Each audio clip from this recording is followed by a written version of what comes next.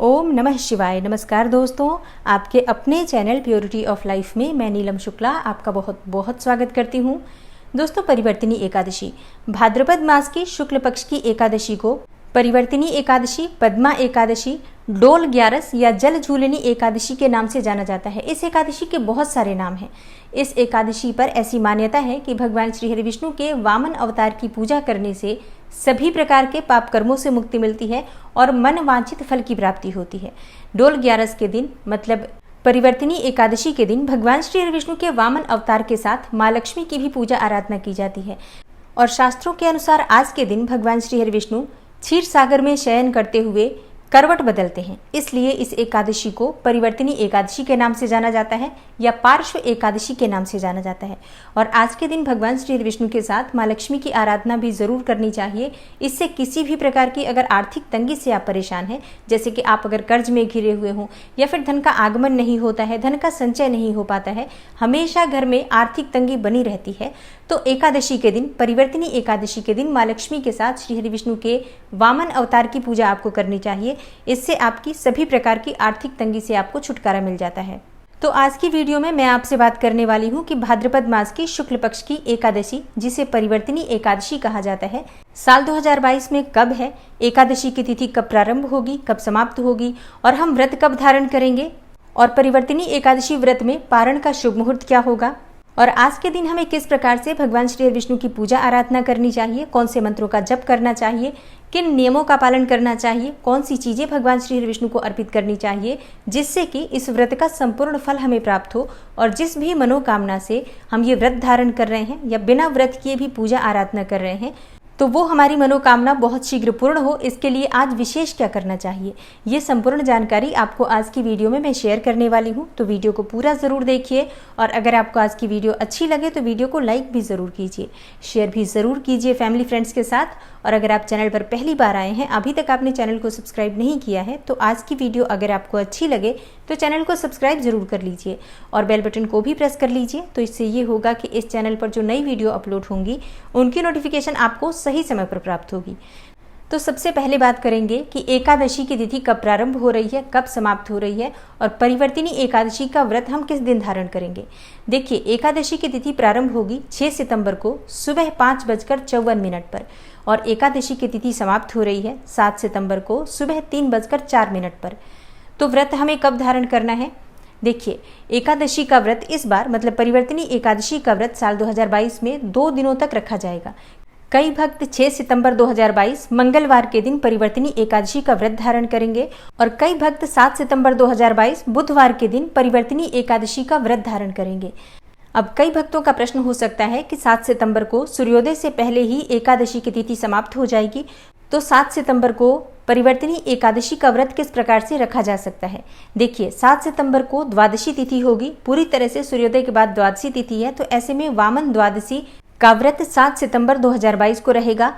और जब 2 दिनों की एकादशी की तिथि होती है तो ऐसे में पहले दिन का जो व्रत होता है वो गृहस्थाश्रमी को रखना चाहिए और उसके अगले दिन का व्रत वैष्णव अर्थात साधु सन्यासी जो होते हैं वो इस व्रत को धारण करते हैं।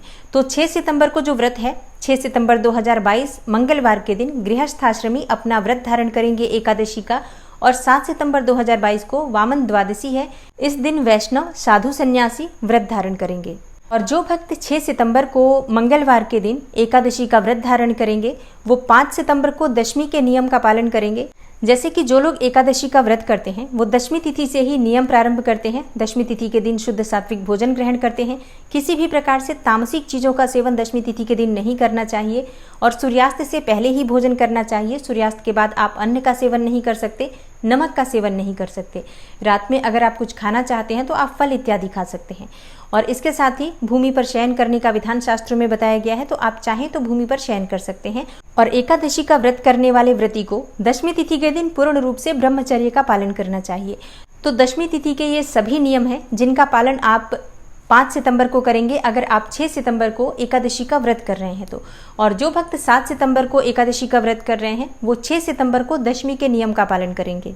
और अब बात करते हैं कि अगर आप व्रत करते हैं एकादशी का तो पारण का शुभ मुहूर्त क्या होगा। देखिए, जिस प्रकार से 2 दिन की तिथि लग रही है एकादशी की, 2 दिन का व्रत होगा, उसी प्रकार से 2 दिन व्रत के पारण का शुभ मुहूर्त भी होगा। तो अगर आप 6 सितंबर को एकादशी व्रत कर रहे हैं तो 7 सितंबर को आप व्रत का पारण करेंगे। और 7 सितंबर को व्रत का पारण करने का जो शुभ मुहूर्त है सुबह 8:19 से सुबह 8:33 तक, क्योंकि हरिवासर की समाप्ति का समय 7 सितंबर को सुबह 8:19 पर है, तो उसके बाद ही आप अपने व्रत का पारण कर सकते हैं। तो बहुत थोड़ा सा समय आपको प्राप्त हो रहा है व्रत के पारण के लिए 7 सितंबर को, जैसे कि सुबह 8:19 से 8:33 के बीच ही आपको पारण कर लेना है, यानी कि अपना व्रत खोल लेना है। लेकिन 8:19 से पहले आप चाहें तो व्रत के दान की सामग्री निकाल सकते हैं, क्योंकि दान देना आवश्यक होता है व्रत के पारण के दिन। तो आप दान की सामग्री निकाल सकते हैं, दान भिजवा भी सकते हैं। गाय के लिए आप भोजन निकाल सकते हैं, चींटियों को आटा डाल सकते हैं, और जो भी आप शुद्ध सात्विक भोजन बनाना चाहते हैं वो बनाकर तैयार करके और भगवान श्री हरि विष्णु को भोग स्वरूप अर्पित कर सकते हैं। जब आप सारे कार्य कर चुके होंगे तो इस थोड़े से समय में, जैसे ही 8:19 का समय होगा, शुभ समय प्रारंभ होगा, तो उस समय में आप अपना व्रत खोल सकते हैं, पारण कर सकते हैं। और अब बात करते हैं कि जो लोग 7 सितंबर को व्रत कर रहे हैं वो पारण कब करेंगे। जो भक्त 7 सितंबर को व्रत करेंगे वो 8 सितंबर को अपना व्रत खोलेंगे, व्रत का पारण करेंगे। तो पारण के शुभ मुहूर्त को जानने से पहले द्वादशी तिथि का शुभ मुहूर्त जानते हैं। द्वादशी तिथि प्रारंभ हो जाएगी 7 सितंबर को सुबह 3:05 पर और समाप्त होगी 8 सितंबर को मध्य रात्रि में 12:05 पर। तो जब आप अपना व्रत खोलेंगे 8 सितंबर को, उस समय द्वादशी तिथि नहीं होगी, उस समय त्रयोदशी तिथि रहेगी। तो 8 सितंबर को पारण का शुभ मुहूर्त है सुबह 6:02 से सुबह 8:33 तक। तो शुभ मुहूर्त का ध्यान अवश्य रखिए। एकादशी व्रत के पारण में पारण के शुभ मुहूर्त का बहुत महत्व होता है। अगर आप व्रत सही समय में नहीं खोलते हैं तो आपको व्रत का संपूर्ण फल प्राप्त नहीं होता। दोस्तों, अगर आप एकादशी का व्रत करते हैं तो एकादशी के दिन प्रातःकाल जल्दी उठ जाइए। सूर्योदय से पहले उठकर स्नान इत्यादि करने के बाद भगवान सूर्यदेव को जल अर्पित करना चाहिए। भगवान श्री विष्णु के सामने शुद्ध घी का दीपक प्रज्वलित करके और अपने दाहिने हाथ में जल और पुष्प लेकर व्रत का संकल्प ले लीजिए कि आज आपका एकादशी का व्रत है। और अगर आप किसी मनोकामना के निमित्त ये व्रत धारण कर रहे हैं तो अपनी मनोकामना भी भगवान श्री विष्णु के सामने कहिए और उनसे प्रार्थना कीजिए कि शीघ्र ही जो आपकी मनोकामना है वो पूर्ण हो। व्रत में पूजा पाठ में किसी भी प्रकार की भूल चूक हो जाती है तो उसके लिए क्षमा प्रार्थना कर लीजिए। इसके बाद आप विधिवत भगवान श्री विष्णु की पूजा आराधना करें, उन्हें पीले पुष्प अर्पित करें, पीले फल उन्हें अर्पित करें, पीले वस्त्र उन्हें अर्पित करें। और उसके बाद आप जो भी भोग भगवान को अर्पित करते हैं उसमें तुलसी का पत्ता अवश्य डालिए। लेकिन एकादशी के दिन तुलसी का पत्ता नहीं तोड़ना चाहिए, तो आप एक दिन पहले ही तुलसी का पत्ता तोड़कर रख लीजिए और एकादशी के दिन आप उसी पत्ते को भगवान श्री विष्णु को अर्पित कर सकते हैं।